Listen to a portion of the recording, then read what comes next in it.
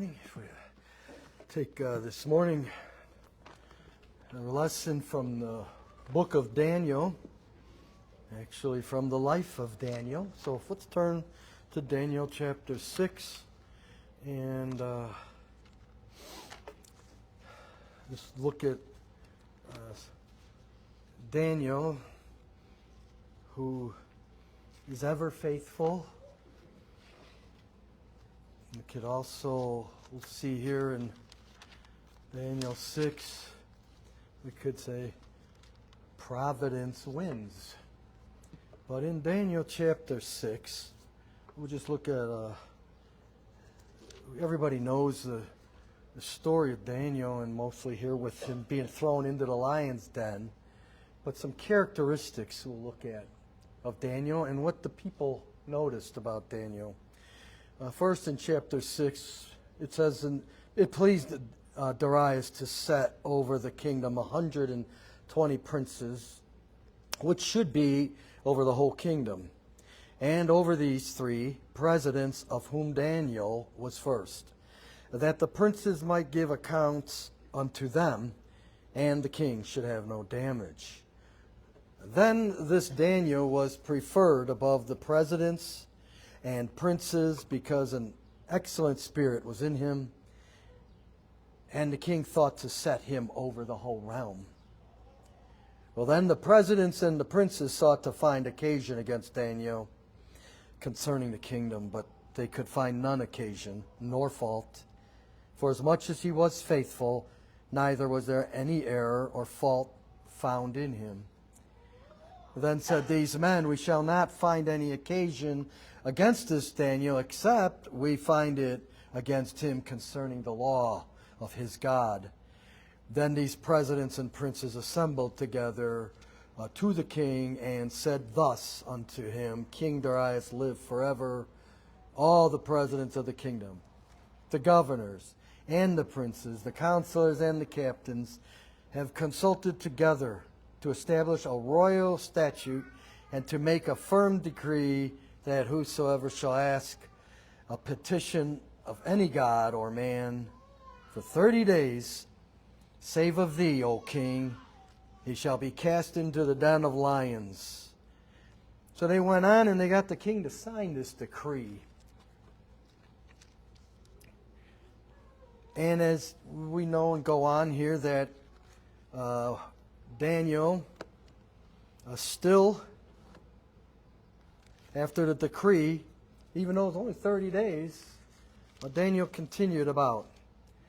And then we see that as Daniel's thrown into the lion's den, and then as the Lord brings him out of the lion's den, there is a consequences for those, the enemies of Daniel, the enemies of God. So let's look first here at Daniel a little bit. We know that he was in Babylon, carried into Babylon. He did live under three kings that I see here. Nebuchadnezzar, Belshazzar, and Darius here when the Persians took over, conquered Babylon. However, some characteristics of him are that Daniel's had courage and humility, integrity, prayerfulness, and self-control. And during his life, Daniel had very many trials, and he had severe trials and temptations, but he remained faithful to God. His fellow man noticed this. We read that the king, he even noticed Daniel's faithfulness. The fellow man noticed his faithfulness, and we obviously see here that his enemies noticed this. One of the things they noticed was his integrity. And we look at verse 5 here. Then said these men, we shall not find any occasion against this Daniel, except we find it against him concerning the law of his God. They knew what Daniel would do. They knew what Daniel would not do.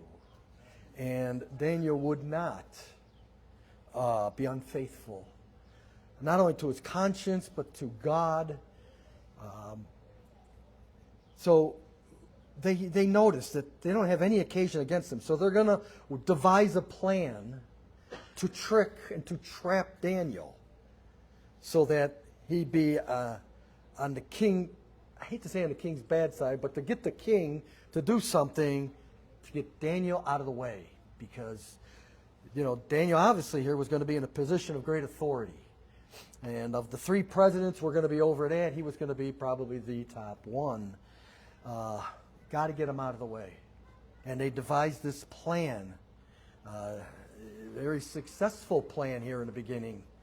Satan will use his deceptive ways and trickery to get to the Lord's people, to have the integrity that Daniel had. We see Daniel's character here was unshakable. It was invulnerable. He was faultless. That's very unique, right? Serving the Lord, we have our lives to look at it. But this man who is very, very faithful to holy God and honest. He's honest. He's trustworthy. He held or was considered for one of the highest offices in the kingdom under the king. And yet he was faithful to God. You don't have to conform in any way. And yet, and here he is under the king, and the king's got notice of him, and he has the king's ear. And his enemies themselves are witness to this character. And are witnesses to Daniel's life. Daniel had great spiritual and moral strength. Daily living is a test of our character as being saved. A child of God, daily living is a test of our character. Matthew 5, look at a couple of verses here. In Matthew 5, verse 8.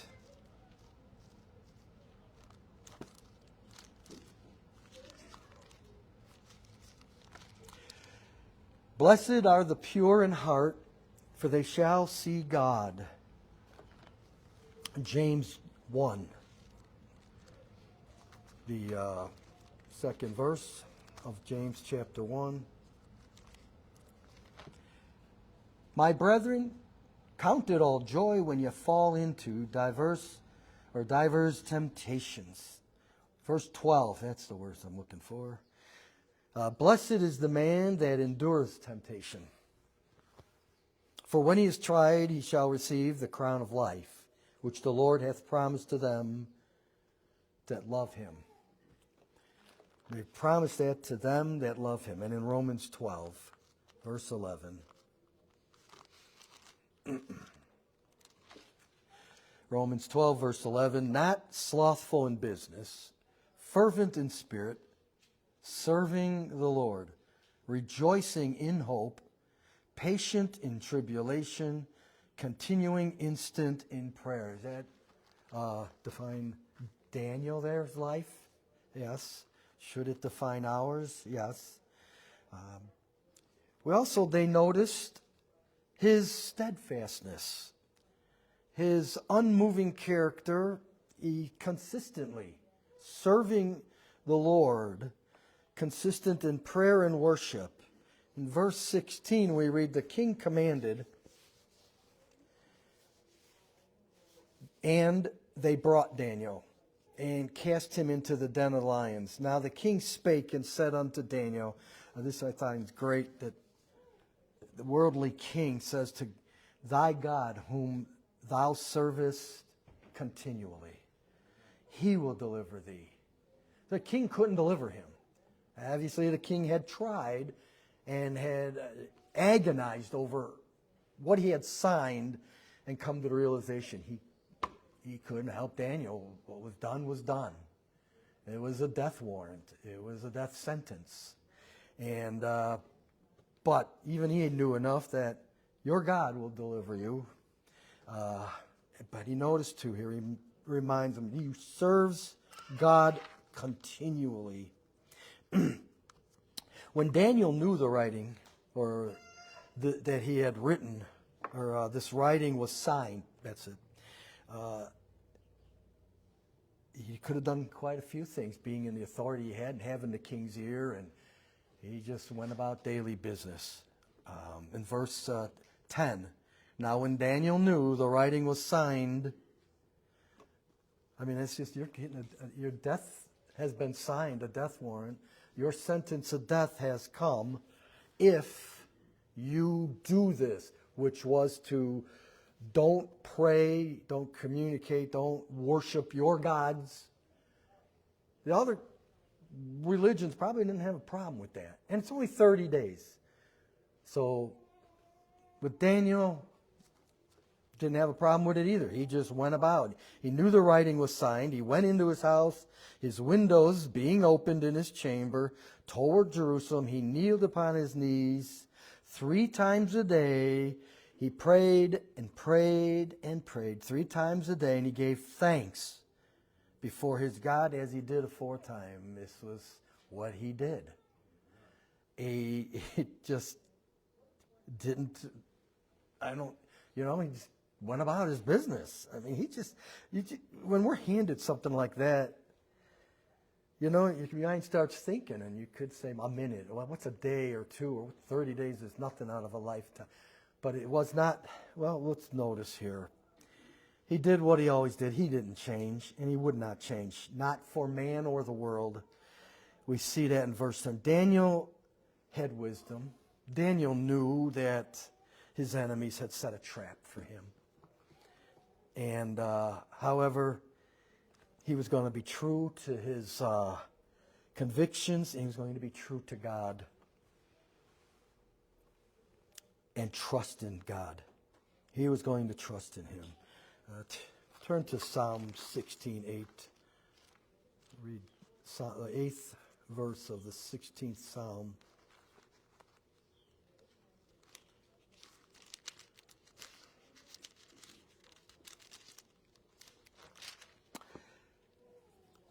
I have set the Lord always before me. Because he is at my right hand, I shall not be moved. And because of that, Daniel is steadfast and unmoving. Daniel knew that his enemies set a trap for him.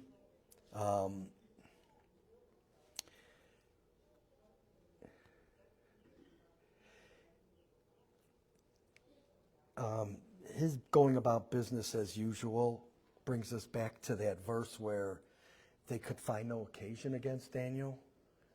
So here, they knew what Daniel was going to do.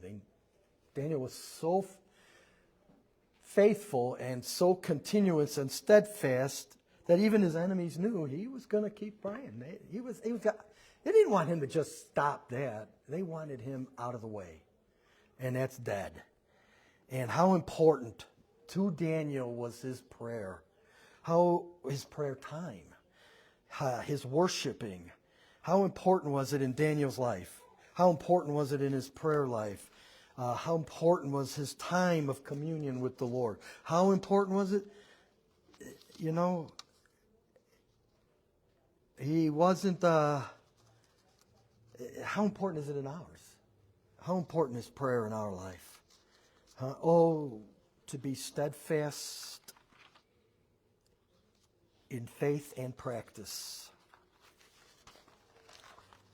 And we see here too, they've noticed sufferings of Daniel. Daniel was persecuted. Why? Because of envy? Well, yeah, that's one. The king recognized Daniel's discretion, and he had the king's favor. And these enemies of his wanted him out of the way.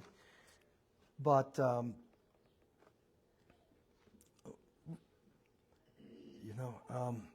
they also couldn't stand, I guess you could say, to see a man so faithful and getting promoted. and moving up, and yet so faithful and steadfast to his God. Look what they did with the three friends of his. Daniel had good company, and his friends kept good company. Daniel. So, but look what happened to them, and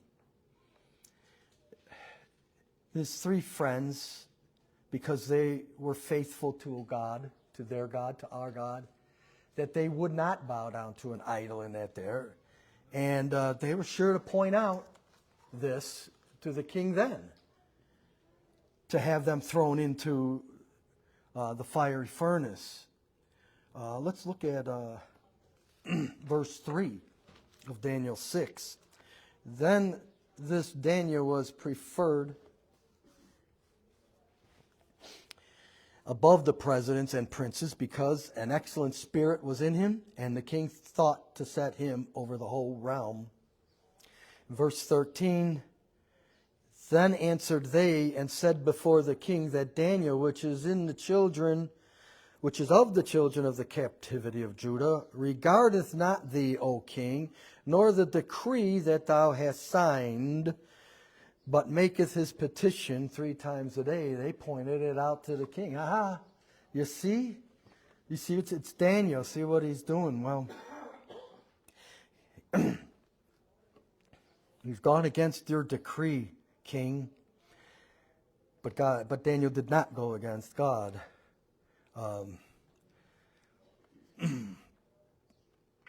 But they also pointed out, too, that he was a child of the captivity.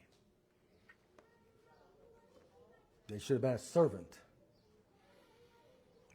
of them. But Daniel knew the consequences. He knew the consequence of his action was going to be death.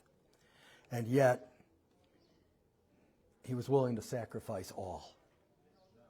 One thing he was not willing to sacrifice, too, was his testimony. And that kind of hits, today when we think about sacrificing our testimony. We'll dwell on that for a moment, and But also, we notice too that when those three refused to bow, they kept getting pointed out. The enemies are watching. Also, people around us and around Daniel here, they noticed this deliverance of Daniel. Boy, did they notice it. The king noticed the deliverance. Verse 20. And when he came, that is the king, to the den, he cried with a lamentable voice unto Daniel.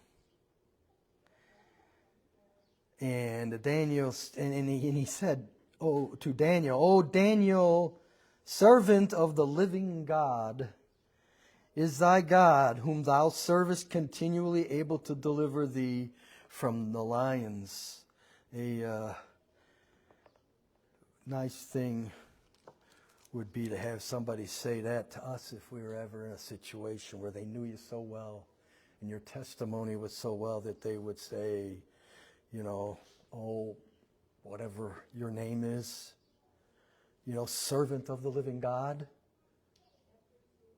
Is thy God whom thou serves continually? He's able to deliver thee from the lions.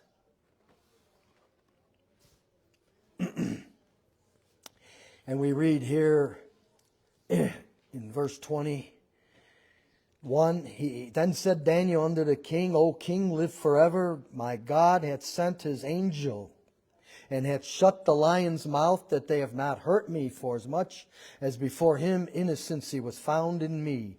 And also before thee, O king, have I done no hurt. Before thee, king.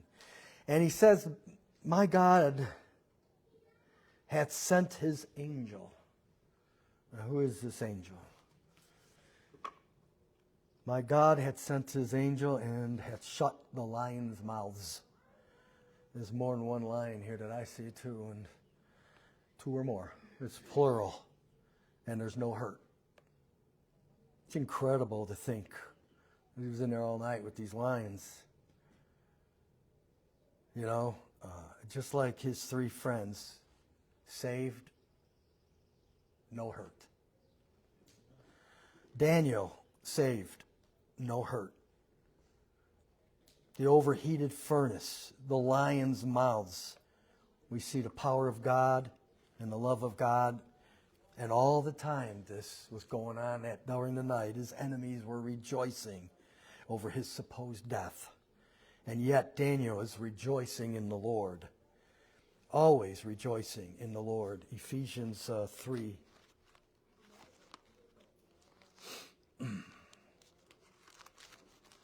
Verse 19.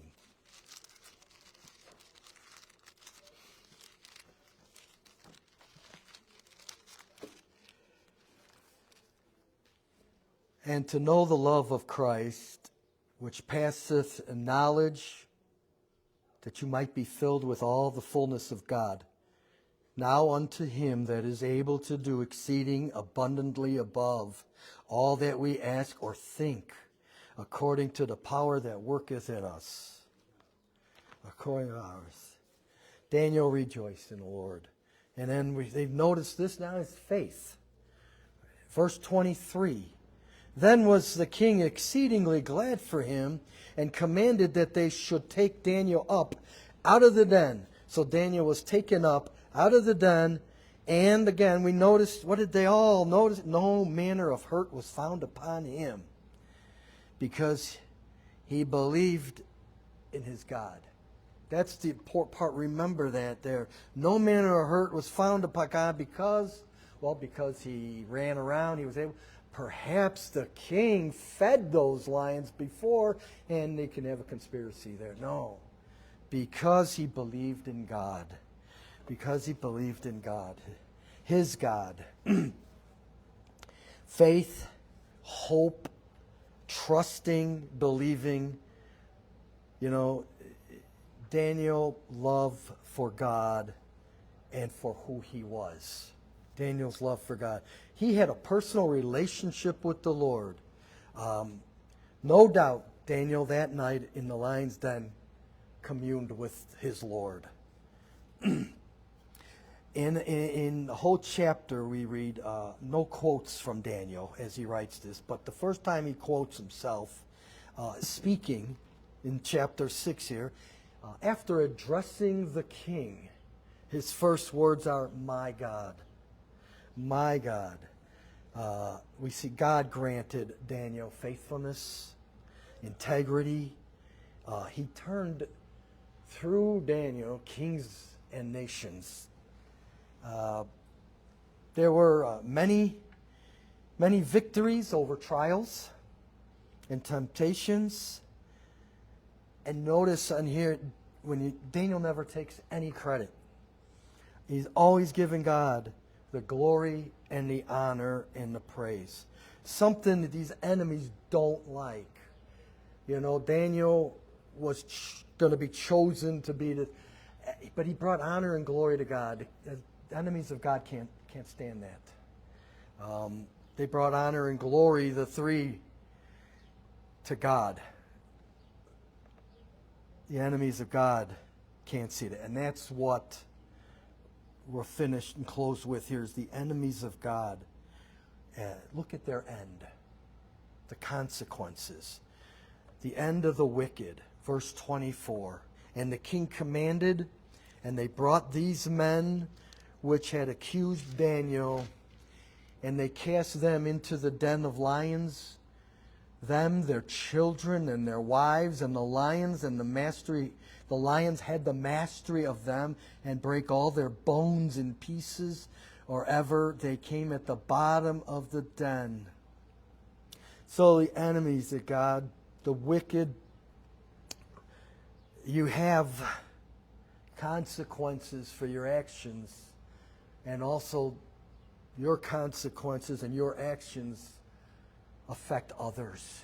And in this case, it affected families. Any triumph that the wicked will have is short. Without Christ, they are doomed. Without Christ, if you're lost, you're doomed. Romans 6:23, for the wages of sin is death. Philippians 3, let me look at that.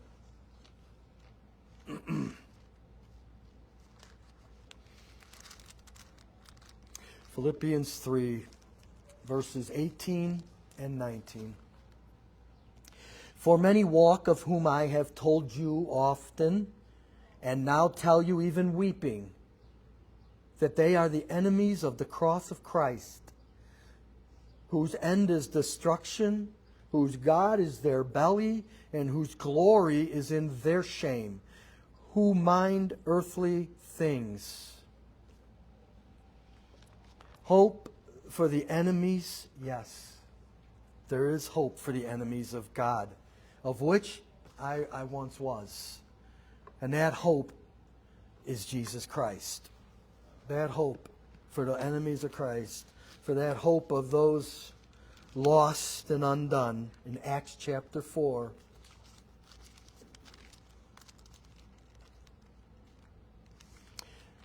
Look at verse 12 here. Neither is there salvation in any other, for there is none other name under heaven given among men whereby we must be saved. Through Christ, unto Christ alone, neither is there salvation. Romans 10, verse 9.